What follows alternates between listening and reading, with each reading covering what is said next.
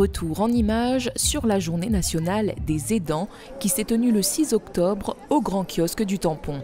Une manifestation consacrée à ces proches qui ne comptent pas les heures pour accompagner les personnes âgées ou malades.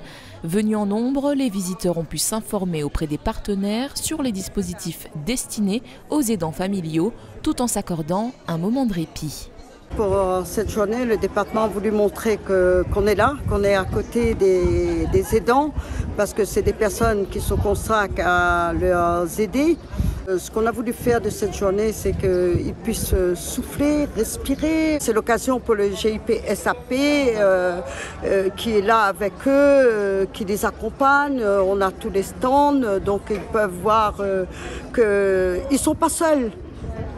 Le but, c'est ça, c'est qu'ils ne se sentent pas seuls, ils ne se sentent pas isolés non plus.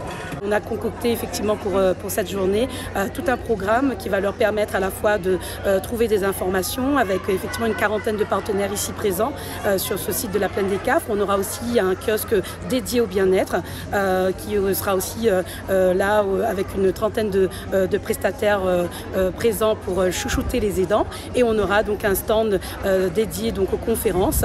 Nous avons réalisé effectivement des reportages sur les aidants pour justement rendre visible l'action menée par ces aidants. Et puis on a aussi prévu cet après-midi un grand concert avec plusieurs artistes justement pour terminer cette journée dans la bonne ambiance. Une bonne ambiance qui fait du bien quand on connaît le quotidien d'un aidant.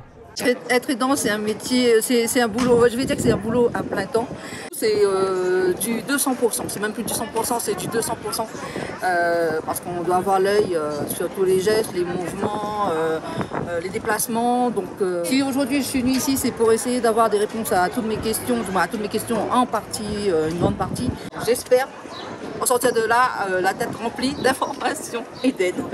En plus des stands et ateliers pour informer et sensibiliser le public, des conférences et la diffusion de reportages sur le quotidien des familles étaient au programme de cette journée et ça qui aide, un moment fort en émotion. Écoutez, moi-même j'ai été aidant à un moment donné. Je me suis occupée de mon papa qui avait une longue maladie. Donc je sais ce que c'est d'être au pied du mur matin et soir. Et aujourd'hui je dirais aux aidants, ils ne sont pas tout seuls. Ce temps-là est révolu, donc qu'ils n'hésitent pas à interpeller nos services.